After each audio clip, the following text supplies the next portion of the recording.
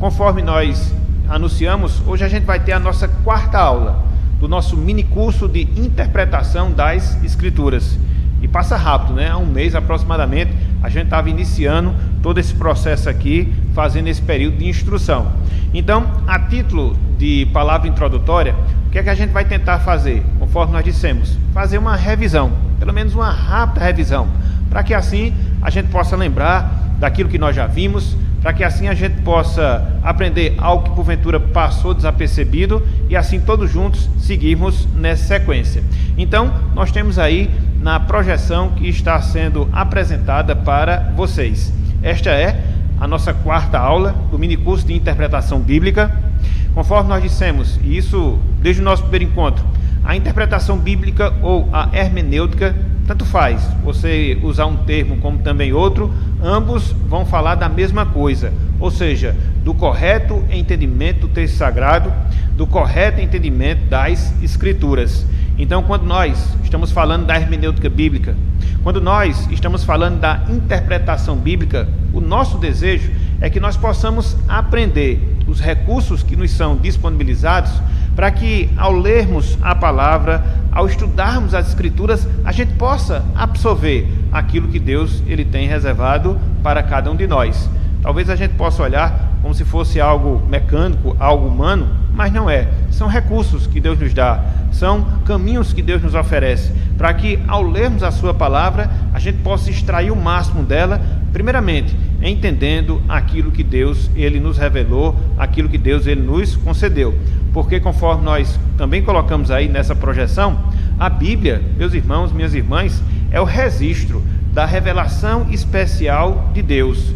Então, Deus, na sua graça, Deus, na sua misericórdia, Deus, na sua infinita bondade, ele se revelou de maneira especial a nós, seres humanos.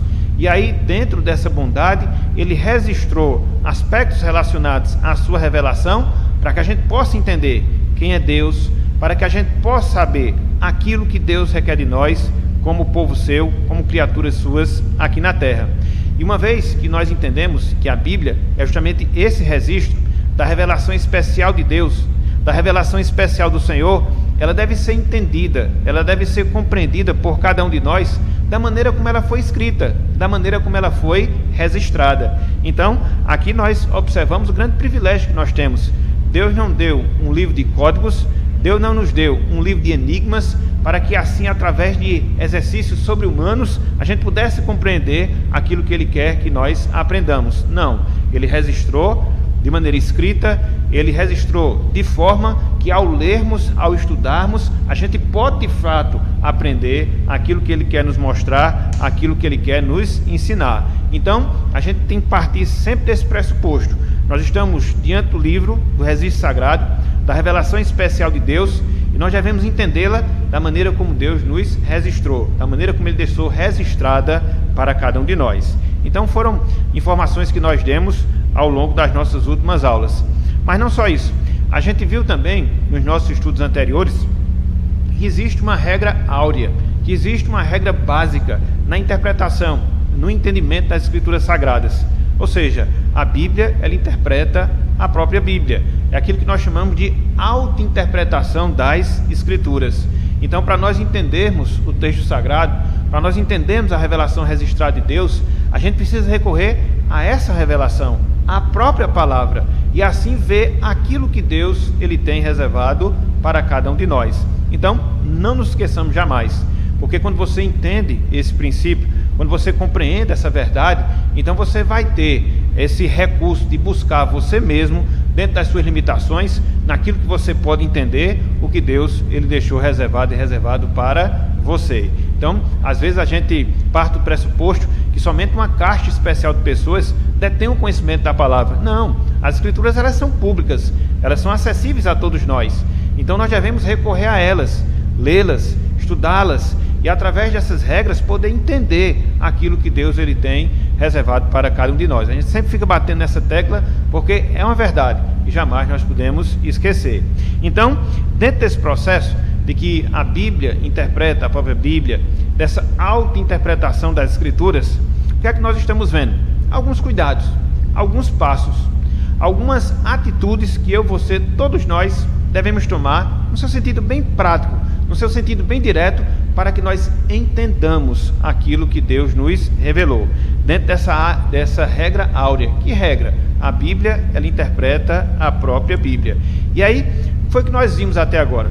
Conforme nós observamos na aula passada, consideramos 2 passos, consideramos 2 atitudes, consideramos 2 ações no seu sentido mais direto que nós devemos realizar para que assim a gente possa absorver, num sentido mais aprofundado, o entendimento de Deus, o entendimento do Senhor. Então, passo 1, diante das Escrituras, o que é que nós devemos fazer? Considerar o texto em seu sentido comum, considerar o texto em seu sentido usual. E justamente por causa disso que a gente acabou de falar, a Bíblia é o registro humano daquilo que Deus nos revelou, no seu sentido especial. Então, quando nós lermos a palavra, quando nós lermos as Escrituras, a gente deve considerar esse texto no seu sentido mais comum, no seu sentido mais usual, naquilo que de fato os autores bíblicos eles quiseram transmitir, e assim nós devemos entender nos nossos dias. E aqui eu peguei um exemplo para que a gente possa solidificar ainda mais esse conceito, ainda mais esse entendimento. É o texto de Efésios. Efésios capítulo 2, versículo 8. Isso é um texto básico, todos nós que somos crentes, nós na verdade já sabemos de cor e salteado. Então, o que é que nós temos somente aqui nesse verso?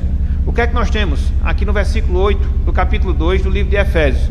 Paulo dizendo: porque pela graça sois salvos, mediante a fé, e isto não vem de vós, é dom de Deus. Então, se nós fôssemos, meus irmãos, se nós fôssemos, minhas irmãs, dar uma explicação o mais simples possível, dar uma explicação o mais usual possível desse texto específico, desse trecho da palavra, de maneira mais detalhada, qual seria a explicação que nós daríamos? Nós até colocamos aí em amarelo, em destaque, para que a gente possa absorver.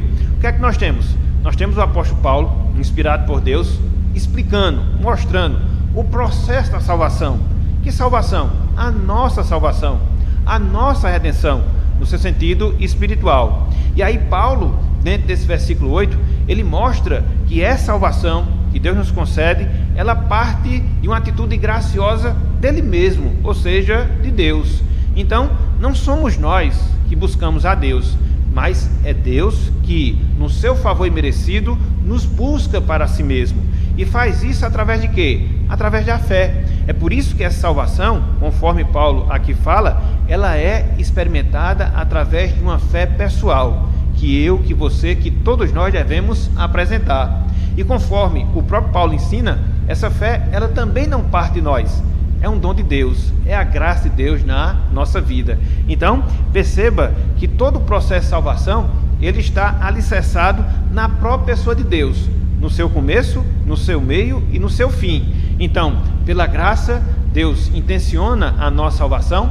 Pela graça, Deus, ele revela a sua bondade, e dentro da revelação da sua bondade, ele nos dá o dom da fé, para que ao ouvirmos a sua palavra, ao escutarmos o seu evangelho, a gente possa ser chamado por ele e assim abraçar a sua salvação. Então, perceberam, minhas irmãs, perceberam, meus irmãos, como a gente deve partir sempre dessa primeira regra? Que regra? Considerar o texto da Bíblia, considerar o texto sagrado no seu sentido mais comum possível, no seu sentido mais usual possível, como Paulo aqui nos ensina. Processo da salvação, começando em Deus por causa da sua graça, se materializando na nossa vida através da fé. Mas essa fé, ela não vem de nós. Essa fé é o dom de Deus em relação às nossas vidas. Então, é apenas para a gente absorver melhor, é apenas para a gente exemplificar e sempre ter isso em mente. O que é que Paulo quer nos ensinar? Qual foi o registro que ele fez? E buscar sempre essa compreensão mais geral daquilo que nós temos registrado. Ok? Então, esse é o primeiro passo que nós devemos dar. Então, dentro desse passo, o que é que a gente deve considerar? Que é o cuidado que nós devemos ter. As expressões específicas dos idiomas nos quais a Bíblia, a palavra de Deus, ela foi escrita. Então, a palavra de Deus, ela foi escrita pelo menos em 3 idiomas. O hebraico, o aramaico, no que diz respeito ao Antigo Testamento, e o Novo Testamento, o grego comum, o grego koiné, como nós falamos. Então, dentro de cada uma dessas línguas, hebraico, aramaico, grego, existem expressões específicas, que a gente chama de expressões idiomáticas, que são específicas de cada idioma. Então você tem que considerar e tem que ter cuidado apenas nisso, quando você fizer essa interpretação comum, essa interpretação usual da palavra de Deus. É por isso que você lida na Bíblia com algumas parábolas, é por isso que você lida na Bíblia com alguns hebraísmos, que são expressões específicas da língua hebraica. Então é o cuidado que você deve ter, para que você não distorça a interpretação. Mas com exceção desses cuidados, pegue a Bíblia, leia a Bíblia e procure entender a Bíblia no seu sentido mais comum, no seu sentido mais geral possível. Então, essa foi a primeira regra que nós vimos. Essa foi a primeira atitude que nós devemos ter dentro do princípio geral. Bíblia interpretando a própria Bíblia. Devemos considerar o texto sagrado no seu sentido mais comum, no seu sentido mais usual, dentro daquilo que os autores sagrados desejaram nos ensinar, desejaram nos transmitir. Ok, meus irmãos? Então, é apenas para a gente poder revisar. Na semana passada também, a gente trabalhou um segundo passo, uma segunda atitude que nós devemos ter com a Bíblia Sagrada na sua interpretação. Qual é a atitude? Qual é o passo? Qual é o cuidado que nós devemos ter? Nós devemos considerar cada palavra do texto sagrado dentro da frase ou dentro do versículo em que essa palavra se encontra, em que essa palavra é colocada, em que essa palavra ela é inserida. E aqui eu coloquei pelo menos 2 versos para a gente poder aprofundar ainda mais a nossa compreensão. São versículos que falam sobre o sangue de Cristo. E é interessante porque, de acordo com cada um desses versículos, essa expressão sangue de Cristo, ela tem uma conotação, ela tem um significado. E como é que a gente vai descobrir esse significado? Nesses versos, os próprios versos vão nos dar esse recurso. Os próprios versos vão nos dar esse caminho. Olhem só os textos que nós separamos. O primeiro deles está lá em Mateus, capítulo 27, versículo 25, que fala o seguinte: e o povo respondeu, dentro daquele julgamento que foi feito em relação a Jesus. E o povo respondeu: caia sobre nós o seu sangue, referindo-se ao sangue de Cristo, e sobre nossos filhos. O outro texto, Efésios, capítulo 1, versículo 7. Aqui Paulo ele fala o seguinte: no qual temos a redenção, pelo seu sangue, o sangue de Cristo também que ele está falando, a remissão dos pecados, segundo a riqueza da sua graça. Então, o que eu quero mostrar a vocês, como eu fiz na semana passada, veja que desses 2 versos, tanto o de Mateus, como também o de Efésios, ele fala do sangue de Cristo, ele fala do sangue do nosso Salvador. Então, apesar dele estar falando da mesma coisa, o sangue de Cristo, em cada um desses versos, por causa daquilo que nós encontramos no próprio verso, você tem uma interpretação diferente, você tem uma interpretação diferenciada. Então, como é que isso acontece na prática? Como é que isso acontece no seu sentido mais direto? Veja, por exemplo, no texto de Mateus, capítulo 27, versículo 25, quando o povo diz, caia sobre nós o seu sangue e sobre nossos filhos. O que é que Mateus está falando?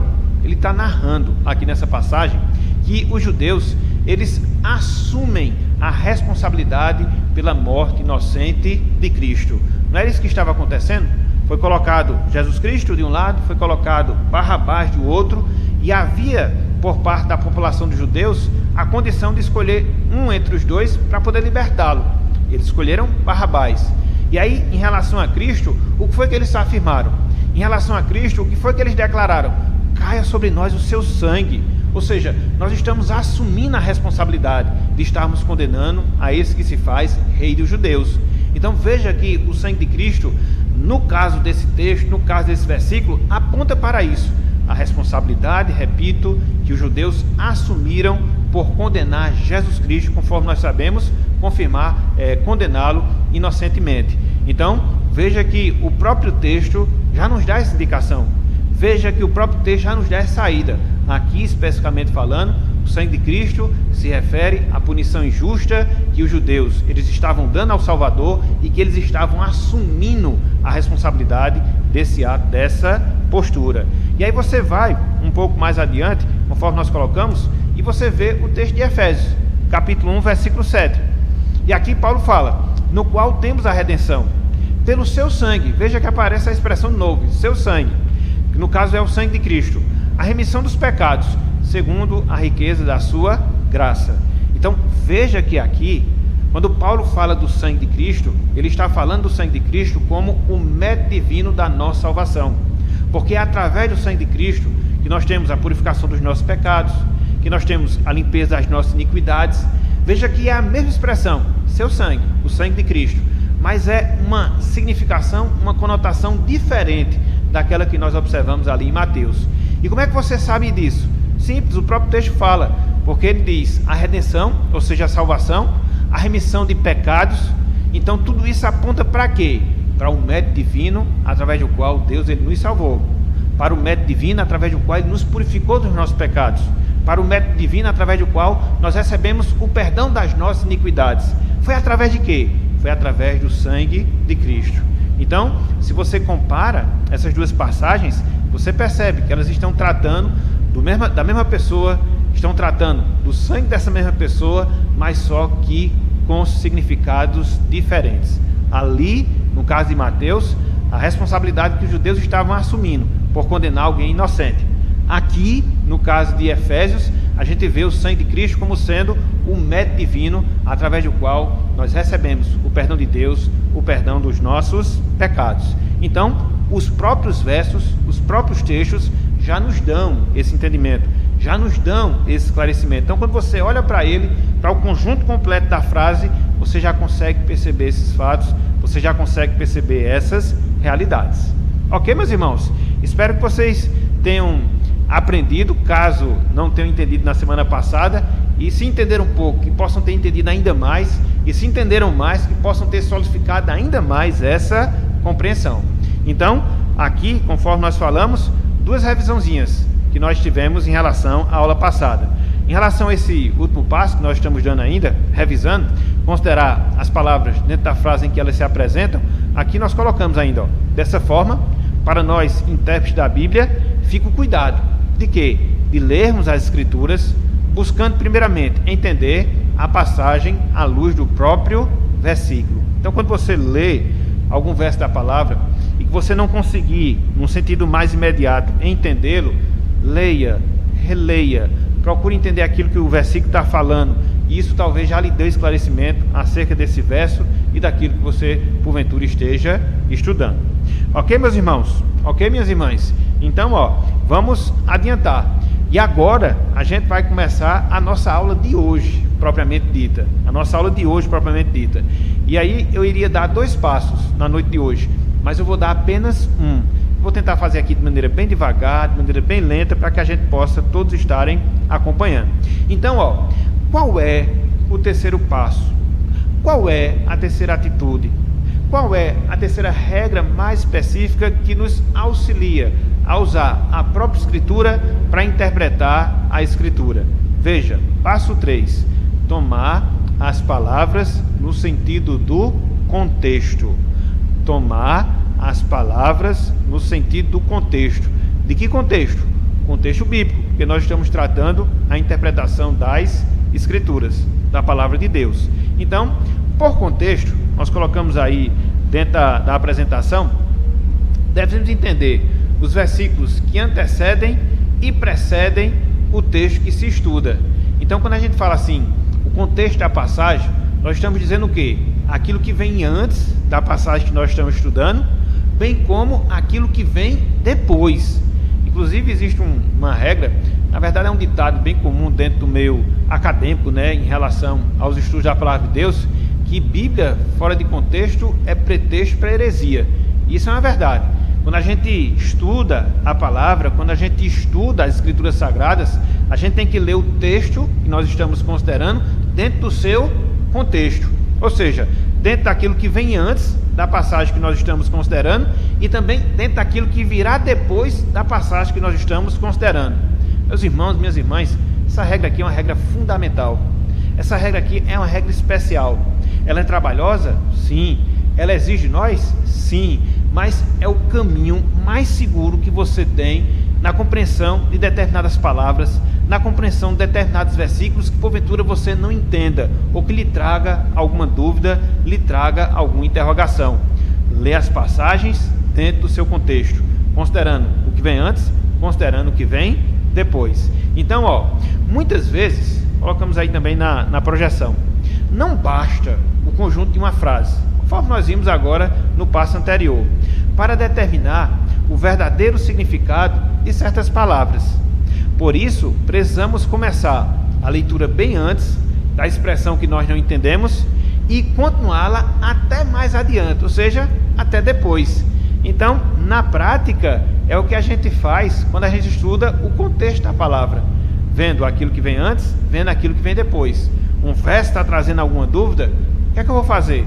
Ler um pouco antes. O que é que eu vou fazer? Ler um pouco depois, que você vai ter ali algum esclarecimento, que você vai ter ali alguma compreensão, certo? Olhem só, que coisa interessante. 2 razões pelas quais a gente deve fazer isso. A primeira delas, precisamos considerar o contexto da passagem para acharmos expressões, versículos ou exemplos capazes de esclarecer e definir o significado da palavra obscura.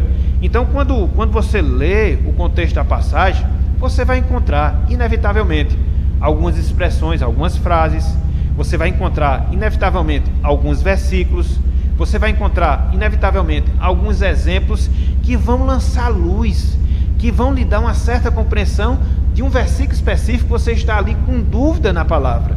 Então é por isso que é importante essa leitura de todo o contexto, para que você possa procurar expressões, versículos, exemplos, e assim você possa compreender aquilo que você está em dúvida, aquilo que não parece tão claro para você. Por isso, lê o contexto, lê o que vem antes, lê o que vem depois. Mas não só isso. Além disso, a análise do contexto ela é importante. Por quê? Porque os originais das Sagradas Escrituras não apresentam divisão em capítulos e em versículos. Felizmente, meus irmãos, felizmente, minhas irmãs, nós somos muito viciados nessas divisões que a gente tem na Bíblia, de capítulos e versículos, e a gente faz determinadas quebras, determinadas separações naquilo que a gente vê dentro da organização, em capítulos e versículos. Não, a gente tem que ler o todo da Bíblia, como se não existissem esses capítulos, como se não existissem esses versículos, para que você possa entender a mensagem que o autor sagrado quis transmitir, para que você possa ter uma luz maior naquela passagem obscura que está perante a você. Então, procure fazer isso, porque hoje nós temos as nossas Bíblias divididas em capítulos, divididas em versículos, até facilita você encontrar alguns textos, mas às vezes prejudica, porque você isola determinadas passagens, você não quer ver aquilo que vem antes, você não quer considerar aquilo que vem depois, e muitas vezes isso lhe impede de uma compreensão mais aprofundada das Escrituras Sagradas. Então, por essas 2 razões, por esses 2 motivos, é necessário, repito, lermos o contexto da passagem do texto bíblico que está diante de nós, para procurarmos expressões, versículos, exemplos, porque a Bíblia, inicialmente, ela não foi escrita em capítulos e versículos, mas o texto como um todo. Então a gente tem que ler muitas vezes o texto como um todo, para que a gente possa ter essa compreensão. Olha só, uma curiosidade aqui, dentro disso que nós estamos falando, em relação à Bíblia. Colocamos aí essa projeção para que vocês possam acompanhar. Não sei se todos aqui sabiam. Se não sabiam, hoje vão aprender. Olha só, a Bíblia, ou a divisão da Bíblia, em capítulos e versículos, conforme a gente tem hoje, ocorreu muito depois da Bíblia ter sido escrita. Veja que coisa interessante. Às vezes a gente pensa que quando Paulo estava escrevendo, ele dividiu lá as suas cartas em capítulos. Quando Mateus estava escrevendo os evangelhos, também dividiu ali em capítulos. Isaías, quando estava escrevendo o seu livro, também dividiu ali em capítulos. Não. Eles escreveram o texto seguido, o texto como um todo, dividindo em parágrafos, mas o texto seguido. Olha só, somente em 1227, Stephen Langton, professor da Universidade de Paris, arcebispo de Cantuária, dividiu a Bíblia em capítulos, ou seja, esse bispo lá do país da França, ele era um francês. Então veja, somente em 1227 foi que a gente teve a primeira subdivisão da Bíblia, quando houve, a partir de Stephen Langton, esse desejo, dividir os livros por capítulos, só por capítulo, versículo não. Mas não só isso, depois Stephanus reeditou uma divisão feita por Pagnino de Luca, um monge domiciliano que em 1541, ou seja, depois da Reforma Protestante, havia repartido a Bíblia em 1527 versículos. Já deu uma facilitada. E assim foi se aprimorando esse trabalho de divisão da Bíblia. Então veja que não foi sempre assim. Veja que a gente não teve essa divisão como a gente tem hoje. Tudo organizado em capítulos, tudo organizado em versículos, não. 1200 anos depois de Cristo começou a haver as primeiras divisões. E só depois da Reforma Protestante é que a gente começou a ter uma divisão em versículos. E antes como é que se lia? Lia o texto todo. Vamos ler aqui o livro de Paulo, a carta de Paulo a Filemon. Um livro mais curtinho, fácil. E Romanos, um livro mais extenso, então a leitura dele no seu sentido corrido. Era mais difícil de encontrar alguns textos? Com certeza. Mas também facilitava uma maior compreensão do livro como um todo. Por quê? Se tinha esse cuidado. Lê o texto, lê o contexto e assim tem uma compreensão mais aprofundada das Escrituras. Então, só uma observação aqui para que a gente possa aprender. Então, dentro desse passo 3 que nós estamos trabalhando na noite de hoje, ou seja, tomar as palavras no sentido de seu contexto, ler o que vem antes, ler o que vem depois. Eu queria trazer aqui 2 exemplos, para a gente poder trabalhar aqui esses 2 exemplos. E aí eu pediria que vocês abrissem, eu não coloquei aqui o texto digitado, já para a gente poder forçar a leitura, abrissem as suas Bíblias nesse primeiro texto, da carta de Efésios, capítulo 3. Abram aí, por favor. Carta de Efésios, capítulo 3. Carta de Efésios, capítulo 3. Versículos 3 e 4. Vou fazer aqui um exercício, né? Em cima desse exercício, resolvê-lo, para que vocês possam entender como é que a gente faz essa análise mais ampla do contexto das Escrituras. Veja, Efésios capítulo 3, versículos 3 e também o versículo número 4.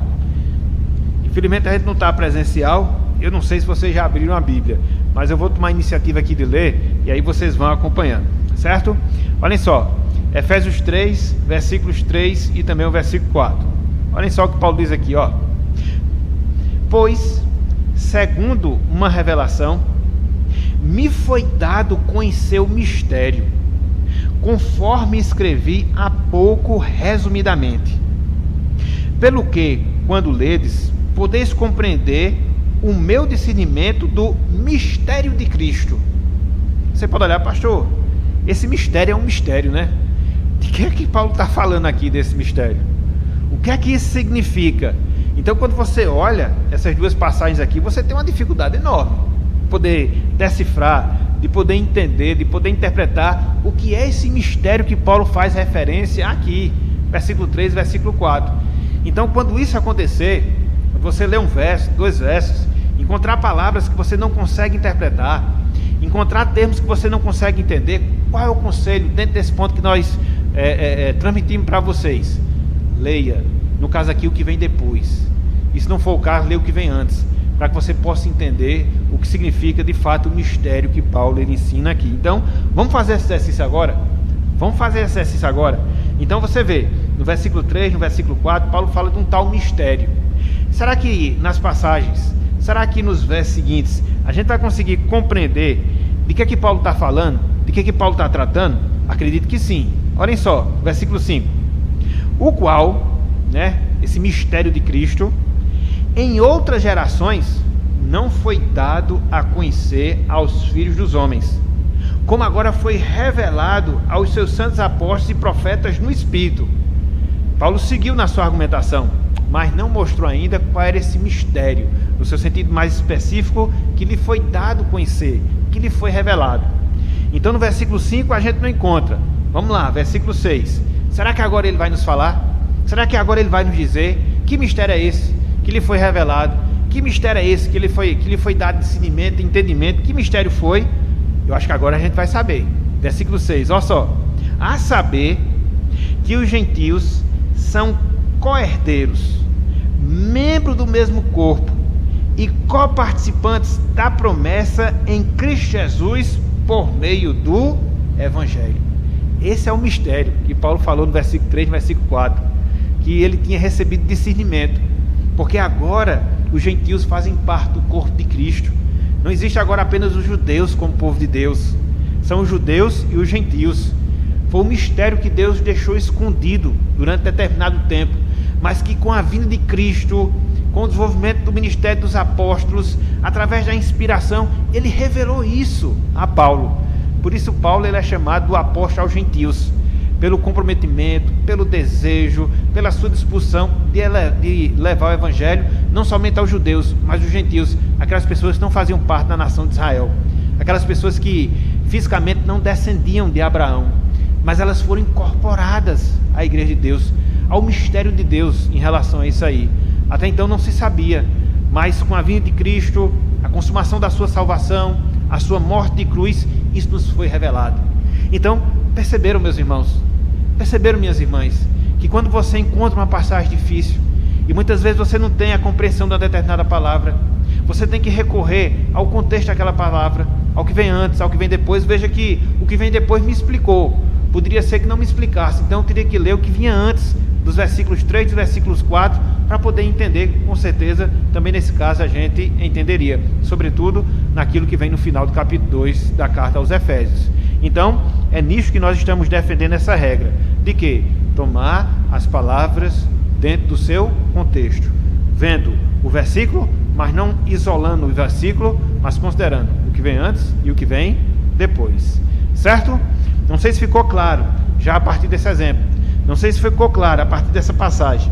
Só para a gente poder aprofundar mais, no versículo 9, Paulo fala novamente do mistério, que é justamente nesse sentido. Olha só aí, Efésios 3, versículo 9. E manifestar qual seja a dispensação do mistério, desde os séculos, oculta em Deus, que criou todas as coisas. Que mistério? O mesmo mistério que ele falou, versículo 3, versículo 4, que ele explicou, versículo 5, especialmente versículo 6. Ou seja, que todos nós hoje, irmãos e irmãs, que não descendemos fisicamente de Abraão, nós fazemos parte do corpo de Cristo. Somos os gentios, mas compomos também a igreja de Deus. Louvado seja o Senhor por essa bênção. Ok? Então, um outro exemplo que eu queria colocar aqui, que também está dentro dessa regra, para facilitar a nossa compreensão.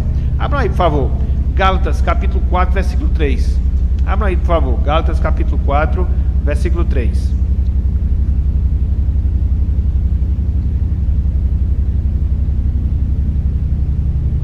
Olhem só o que diz aqui a palavra do Senhor. Gálatas 4:3. Assim também, nós, quando éramos menores, estávamos servilmente sujeitos aos rudimentos do mundo. Você pode perguntar, rudimentos do mundo? O que é isso? O que é que Paulo está ensinando aqui? Que nós estávamos presos aos rudimentos do mundo. O que é isso? O que é que ele queria falar? O próprio verso fica difícil você entender. Então o que é que você faz? Você lê o contexto. No caso aqui, aquilo que vem depois, para que você possa ter essa compreensão. E será que o contexto vai nos dar essa compreensão? Vai demorar um pouco mais aqui, mas vai. Olha só, versículo 4. Vindo, porém, a plenitude dos tempos, ou do tempo, Deus enviou seu Filho, nascido de mulher, nascido sob a lei. Até agora a gente não entende nada em relação aos rudimentos do mundo, Paulo não explicou nada. Versículo 5. Para resgatar os que estavam sob a lei, a fim de que recebêssemos a adoção de filhos. Até agora também não apareceu nada relacionado a rudimento do mundo. Versículo 6. E porque vós sois filhos, enviou Deus ao vosso coração o Espírito de seu Filho, que clama, Abba, Pai. Também, até agora a gente não viu nada acerca dos rudimentos do mundo. Versículo 7. De sorte que já não és escravo, porém filho, e sendo filho, também herdeiro por Deus. E pastor, parece que não vai ter não. Parece que o significado dessa palavra rudimento aqui está obscuro. Não, meus irmãos, é aquilo que eu disse.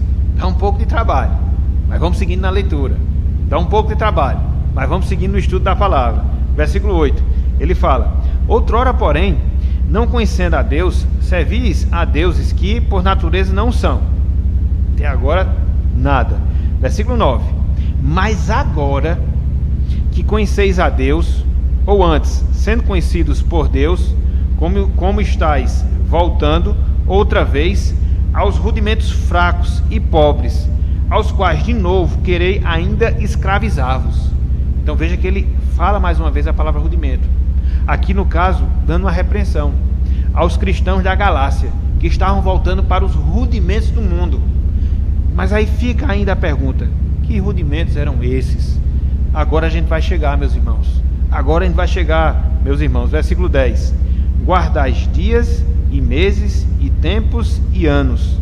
Então, os rudimentos do mundo aos quais Paulo faz menção, os rudimentos do mundo que Paulo fala aqui, nada mais são do que as práticas de costumes judeus que haviam sido ultrapassados com a morte de Cristo, com a sua consumação, a consumação da sua salvação. Porque nós sabemos que os judeus, existia aquelas leis que nós chamamos de leis cerimoniais, que eles guardavam determinados dias, guardavam determinados meses, guardavam determinados tempos, que foram abolidos com a morte de Cristo, com o seu sacrifício na cruz. Então, os rudimentos do mundo aos quais Paulo faz referência, significa justamente isso, as tradições dos judeus, que foram ultrapassadas, que foram suplantadas, melhor dizendo, com a obra de Jesus Cristo.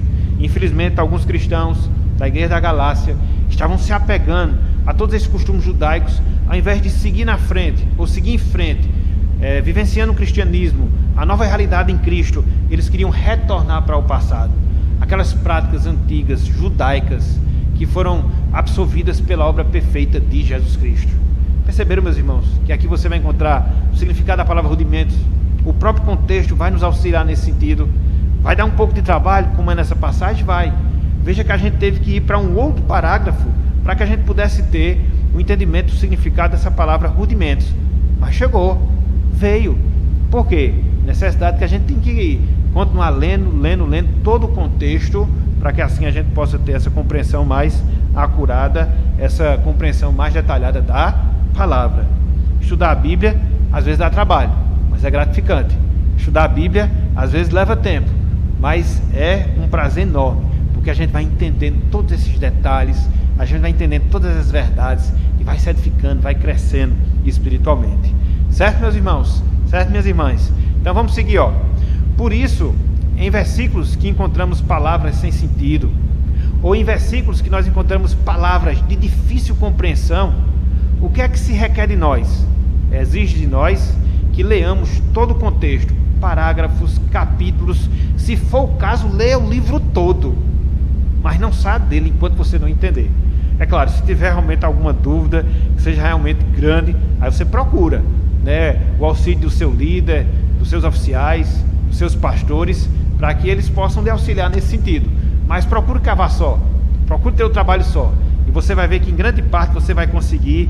E quando você começar a se desenvolver nessa área, aí você vai avançar, e aí cada vez mais você vai querer estudar e se aprofundar no estudo da palavra, ok? Então, ó, seguindo aqui, ó, estou já terminando a nossa aula. Em outros textos, ou seja, bíblicos, não se faz necessário considerar um contexto mais amplo, como a gente está ensinando aqui, daquilo que vem antes, daquilo que vem depois. Em alguns textos, isso não se faz necessário. O próprio versículo já nos traz alguns esclarecimentos, já nos traz algumas informações que nos ajudam a entendê-lo, que nos ajudam a compreendê-lo. Isso pode acontecer de duas formas, isso pode acontecer de duas maneiras. A primeira, através de palavras do mesmo sentido que a gente encontra no mesmo versículo, e a segunda, através de palavras em sentido oposto que também nós encontramos no mesmo versículo. Você pode dizer, pastor, agora complicou. Não complicou não. A gente vai trazer alguns exemplos aqui para você ver como isso acontece. Então, veja, o que a gente está estudando até aqui é esse cuidado, por não dizer trabalho, que a gente deve ter. Uma passagem for difícil, uma palavra surgir for complicada, se não conseguir ter o entendimento dela, veja o que vem antes, veja o que vem depois. Mas às vezes o próprio versículo pode lhe auxiliar, através de palavras no mesmo sentido daquelas que você tem dúvida, através de palavras no sentido contrário daquela que você tem dúvida. Então isso já lhe ajuda, e se torna desnecessário você ler todo o contexto. O próprio verso já vai lhe ensinar. Então vamos trazer aqui alguns exemplos para mostrar isso para vocês na prática, para mostrar isso para vocês como isso acontece de fato. Olha só, coloquei aqui dois versos, Colossenses 2,7 e Romanos 6,3. Que palavras difíceis vão ser interpretadas, esclarecidas através de palavras do mesmo sentido que você encontra no texto, e o outro, que palavras de sentido oposto vai me dar o entendimento daquilo que porventura eu acho difícil dentro daquele texto que eu estou estudando. Então vamos lá, Colossenses capítulo 2, versículo 7. Paulo fala: nele radicados e edificados e confirmados na fé, tal como fostes instruídos, crescendo em ações de graças. Você pode perguntar, o que significa esse radicados aqui? Você pode perguntar, o que é que significa esse edificados aqui nele? Nele em quem? Em Cristo, conforme Paulo está falando. E aí, talvez você no primeiro momento possa ter dúvida, mas aí você segue na leitura do próprio verso, e o que é que você vai encontrar? A expressão confirmados na fé. Então, o que é que Paulo está dizendo? Que quando nós estamos enraizados em Jesus Cristo, quando nós estamos alicerçados em Jesus Cristo, por isso ele fala, nele radicados, nele edificados, nós estamos o quê? Confirmando a nossa fé, a nossa perseverança, de acordo com o ensinamento, de acordo com a instrução que a gente recebeu, e por isso a gente está crescendo em ações de graças.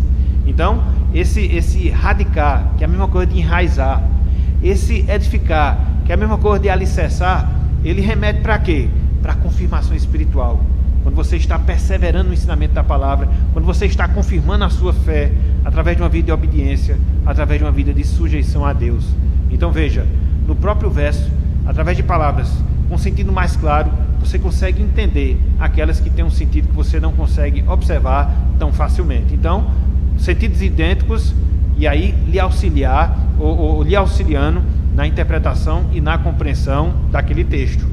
Mas não só isso, palavras às vezes de sentido contrário, dentro do mesmo versículo, lhe ajuda a entender versículos que são, ou expressão, ou palavras que são de difíceis compreensões, ou de difícil entendimento. E aqui eu peguei esse texto de Romanos 6, 23. Veja o que Paulo fala aqui. Ele diz, porque o salário do pecado é a morte, mas o dom gratuito de Deus é a vida eterna em Cristo Jesus, nosso Senhor. Você pode perguntar, de que morte Paulo está falando aqui?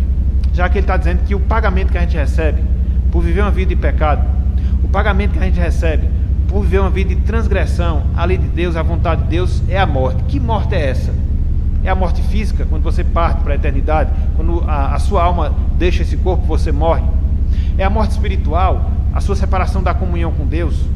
Ou é a morte eterna, quando Deus lhe pune eternamente, quando Deus lhe pune eternamente, lhe castigando pelos seus pecados e se separando definitivamente de você? Que tipo de morte é essa? Morte física, morte espiritual ou morte eterna? Porque a morte ela pode assumir essas três condições. Quando a sua alma deixa seu corpo, você está passando por aquilo que a gente chama de morte física. Quando você vive uma vida de pecado, você não tem comunhão com Deus, morte espiritual.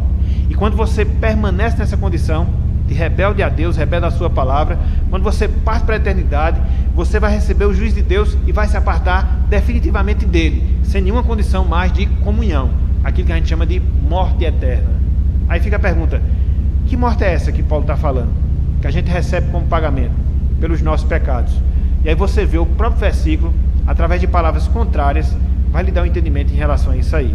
Olha só o que Paulo diz, porque o salário do pecado é a morte, mas o dom gratuito de Deus é a vida eterna em Cristo Jesus, nosso Senhor. Veja que ele faz um contraste, veja que ele faz uma comparação. E na segunda parte do versículo 23, ele fala de vida eterna em Cristo Jesus, de salvação eterna, de comunhão com Deus. Logo, a morte que ele acabara de falar é em que sentido? Morte no seu sentido eterno, quando você vai para a eternidade sem que os seus pecados tenham sido perdoados em Cristo Jesus, você recebe a punição eterna de Deus pelos seus pecados e se separa definitivamente de Deus, sem nenhuma condição mais de desfrutar da comunhão com Ele. É aquilo que a gente chama de morte eterna. Então aqui você fala morte eterna, você fala salvação eterna. Então veja que, se porventura a expressão o salário do pecado é a morte lhe traz uma dúvida de que morte seria, o próprio versículo vai lhe explicar.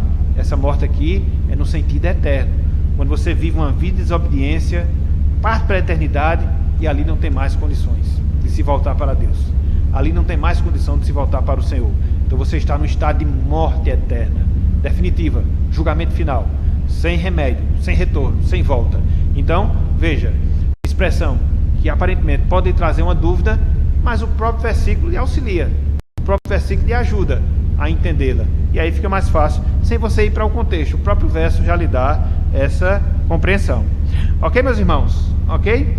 Então, a consideração do contexto das passagens bíblicas facilita a interpretação de passagens no sentido figurado. Veja que esse recurso que eu estou dando a vocês na noite de hoje, ver texto junto com o contexto, lhe ajuda inclusive a você entender passagens que estão no sentido figurado, que vocês não devem tomá-las literalmente falando. Você não deve tomá-las no seu sentido comum, no seu sentido usual. E aqui eu trouxe um exemplo. Eu queria que nós lêssemos esse texto para a gente poder observar esse exemplo. Abram, por favor, aí. Mateus capítulo 26. Mateus capítulo 26. Aqui é o último exemplo. Meus irmãos, não se preocupem, não. Eu queria que nós não passássemos muito tempo nessa aula para não cansar os irmãos. Mas aqui a gente vai fechar com esse exemplo bíblico. Abram aí, Mateus capítulo 26. Mateus capítulo 26. Versículos 27 até o versículo número 29. Então, o que é que você encontra aqui? Você encontra a instituição da Santa Ceia do Senhor. Aí Cristo vai e fala. Acompanhem comigo.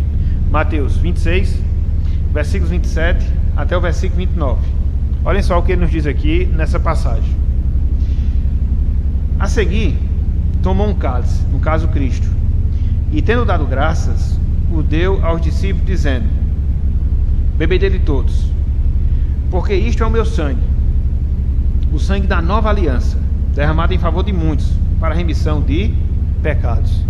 Você pode perguntar, então, o sangue que Cristo estava dando ali aos discípulos, ou aquilo que Cristo estava dando ali aos discípulos para que eles pudessem beber, era o seu sangue? O vinho ali tinha se transformado no seu sangue? Literalmente falando, era o sangue de Cristo que os discípulos estavam bebendo? Se você chegar até o versículo 28, talvez você chegue a essa compreensão. E aí você, como a gente chama, literaliza a Escritura, interpreta no seu sentido direto, que nesse caso aqui termina caindo em interpretação equivocada. Por quê? Você vai na sequência do texto, versículo 29, você vai ver que aquilo que foi servido aos discípulos não foi o sangue de Cristo realmente, não, mas foi o vinho que simbolizava o seu sangue, era uma figura do seu sangue, como é a questão do pão, que simboliza o corpo e o sangue de Jesus Cristo, o pão simbolizando o corpo e o vinho simbolizando o sangue de Jesus Cristo. Olha só o que ele fala aqui no versículo 29, e digo-vos que desta hora em diante não beberei deste fruto da videira. Veja que o vinho continua sendo vinho, mas naquele contexto ali representava, era uma ilustração do sangue de Cristo. Não é que ali os discípulos estavam bebendo, literalmente falando, o sangue de Cristo. Não. E o contexto vai nos explicar isso. Então é por isso que ele fala, não beberei deste fruto da videira até aquele dia em que eu hei de beber de novo convosco no reino de meu Pai. Então veja que ler o contexto da palavra evita que você distorça a palavra, às vezes fazendo uma interpretação literal naqueles textos que são figurados, que são ilustrativos e que estão ali mostrando uma realidade espiritual. Então quando Cristo serviu o vinho ali aos discípulos na celebração da Santa Ceia, na instituição da Santa Ceia, ele não estava distribuindo o seu próprio sangue, não, mas ali era uma figura do seu sangue, como acontece conosco hoje, quando a gente come do pão, bebe do vinho, em termos figurados, em termos ilustrativos, nós estamos comendo o corpo e o sangue, estamos comendo o corpo de Cristo e bebendo o seu sangue. Então, é por isso que a gente celebra a Santa Ceia, conforme nós gostamos de falar, no seu sentido memorial. O pão continua sendo pão, o vinho continua sendo vinho, mas quando você os ingere pela fé, é como se você estivesse se alimentando de Jesus Cristo. Mas não é que seja o corpo real de Jesus Cristo, não. Infelizmente, algumas pessoas querem literalizar essa passagem e terminam inventando doutrinas e ensinos que não correspondem às verdades da palavra. Então, ler o contexto da palavra lhe ajuda nisso, para você evitar esses equívocos, para você evitar esses erros, ok? Então, fechando, o que foi que nós vimos na aula de hoje? Que nós devemos tomar os textos, os versículos, dentro do seu contexto, dentro daquilo que vem antes, dentro daquilo que vem depois, se possível, dentro do capítulo todo, se possível, dentro do livro todo. Então sempre, meus irmãos e minhas irmãs, que uma passagem nos parecer difícil, que uma palavra nos parecer complicada, não desista, leia todo o contexto da passagem, leia o que vem antes, leia o que vem depois, você vai ter um esclarecimento, você vai ter uma luz. Talvez na maioria dos casos, com certeza você vai ter, em alguns casos talvez não, mas na maioria dos casos você vai ter. Então, por isso que é uma regra, que nós devemos adotar, que nós devemos usar no estudo da palavra de Deus. E só para apresentar o nosso conteúdo na próxima quinta-feira, a gente vai ver justamente isso aqui, ó. Considerar o objetivo do livro ou passagem em que se encontra o texto. Então veja que a gente está partindo do menor para o maior. Leia o próprio verso e procure entender de acordo com o que ele nos é ensinado. Se não, lê o contexto. Se não, a gente vai ver, lê o livro todo e veja através daquilo que você encontra no livro o significado de um versículo, o significado de uma palavra que porventura você encontra. Então semana que vem, se Deus quiser, a gente vai ver, vai procurar colocar alguns exemplos para que a gente possa aprofundar ainda mais a nossa compreensão. Muito bem, meus irmãos, que Deus abençoe a cada um de vocês. Até quinta-feira, 8 horas, se ele assim permitir. Boa semana na presença do nosso Deus. Amém.